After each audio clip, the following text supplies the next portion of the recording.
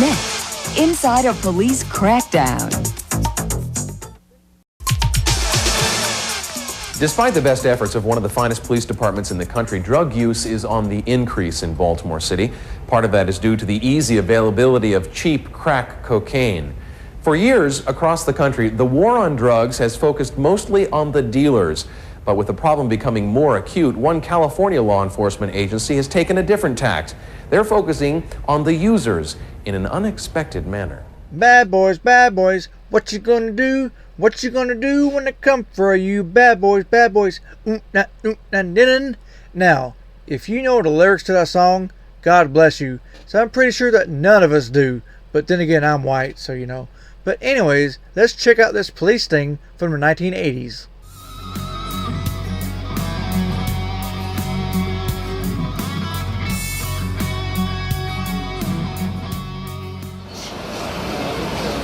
This is an actual drug deal. Rock cocaine, crack is being sold. The crack is real. But this pusher is a cop.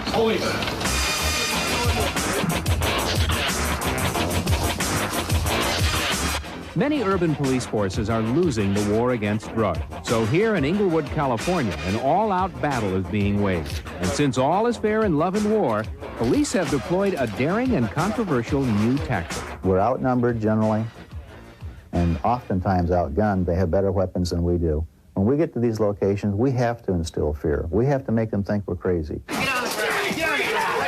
Crazy like a fox. The past 16 months, Inglewood police have made more than 400 arrests with a plan many people thought would never work. Many of these things we rock and roll as we go along.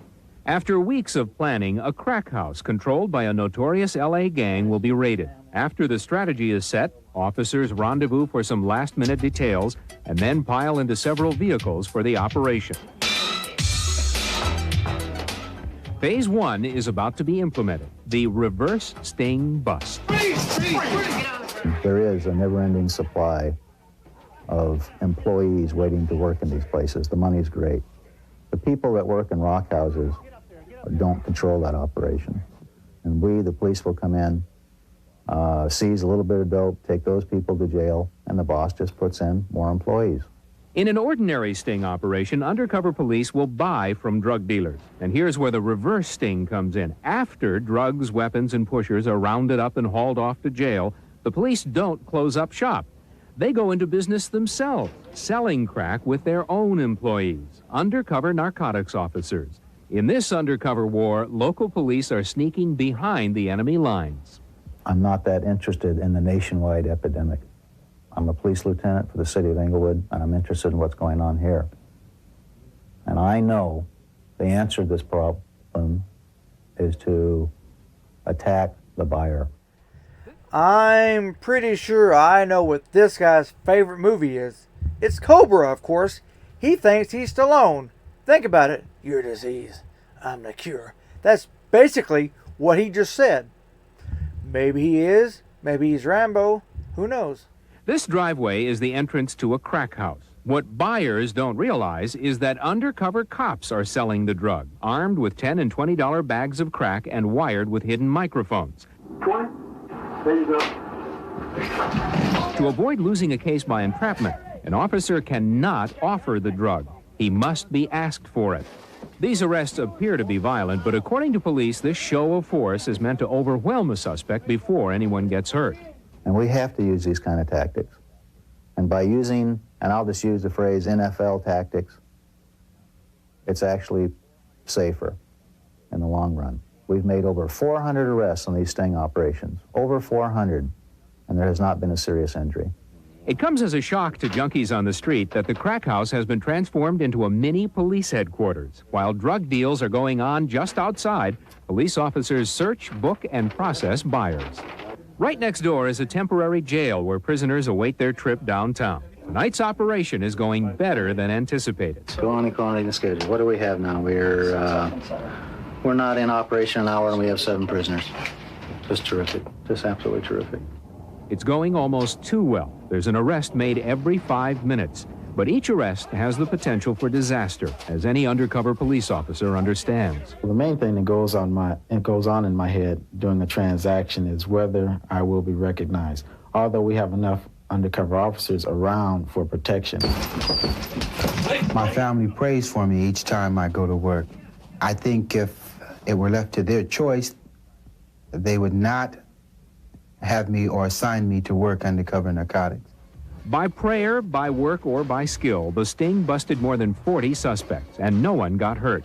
It meant taking risks, but as the stakes go higher in the war on drugs, who knows how far police must go to win the battle. I'm glad the police are here. We have people that got jobs in here. You know what I'm saying? That well, like they sleep, they got children. Why you think most of the families that moved out here with small kids? Because they afraid for the kids. They sweet in here, like they crazy, they on acid or something. You know, it's pathetic. We don't discriminate. We arrest dealers, buyers, and those in possession. Everybody goes to jail. Don't come to Inglewood if you're going to buy your drugs.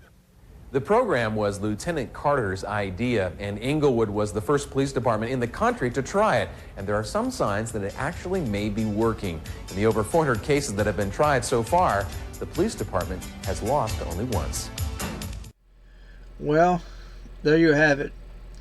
Now, there's a lot of discussion, a lot of arguments about the whole drug war, if it's worth it, if it's worth the amount of money and manpower it takes. But come on, these cops are out there every day trying to keep drugs off the street, because where there's drugs, there's money, and where there's drugs and money, guess what, there's guns.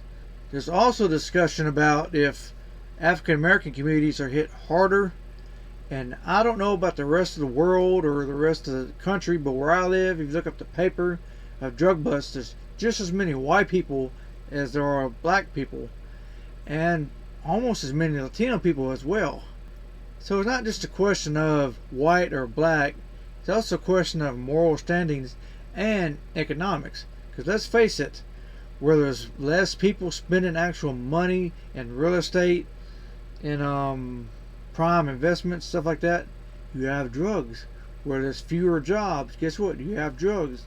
So that's what these people kind of drown on. Now, do you agree or disagree in these tactics here? Do you disagree on a drug war? Do you agree or disagree on marijuana being legal? I mean, where do you draw the line exactly? But anyway, stay tuned, because I do have more police-themed footage coming up, and you never know what it's going to be. Who knows? Maybe one of your family members was busted and they got it on a video. Who knows? Just stay tuned.